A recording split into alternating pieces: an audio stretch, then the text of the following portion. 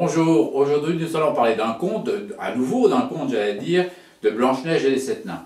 Vous connaissez l'histoire, c'est l'histoire d'une marâtre, la belle-mère de Blanche-Neige, qui tous les matins interroge son miroir et qui lui demande: miroir, mon beau miroir, dis-moi quelle est la plus belle. Tous les matins elle lui pose la question et le miroir lui répond: tu es la plus belle jusqu'au jour où il lui dit: ça n'est pas toi, ça n'est plus toi la plus belle c'est Blanche-Neige.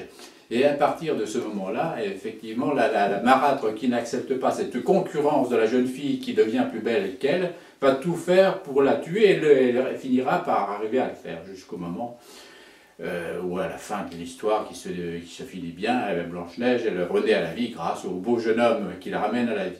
On retrouve une problématique similaire à celle que l'on trouve déjà dans Réponse, que je vous invite d'ailleurs de nouveau à regarder ou à regarder si vous ne l'avez pas vu encore.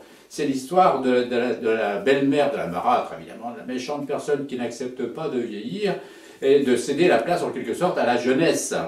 Mais moi, ce qui m'intéresse dans ce conte-là, ce n'est pas tant cela que l'histoire du miroir et l'image que le miroir renvoie de soi. Est-ce que son identité, l'estime de soi et d'une certaine façon la confiance que l'on a en soi, elle vient de ce que renvoie notre miroir de salle de bain? Est-ce que c'est en se regardant dans la glace qu'on a une bonne image de soi? Eh bien, il faut savoir que non.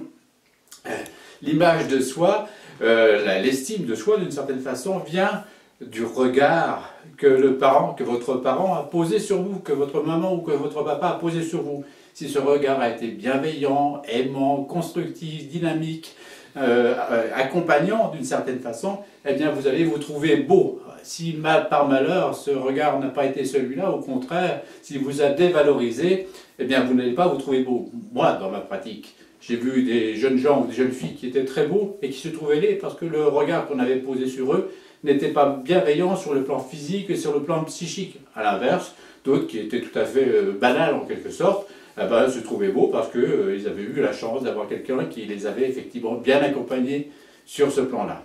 Voilà, alors soyez attentifs, vous en tant que parents, c'est important le regard que l'on porte sur l'enfant. Le meilleur des miroirs, c'est le regard des parents, c'est votre regard, celui que vous avez porté sur votre enfant. Si ce regard-là est positif, eh bien cet enfant-là va accumuler ce côté positif, ce côté aimant, ce côté dynamique, et ça lui servira de bagage toute sa vie.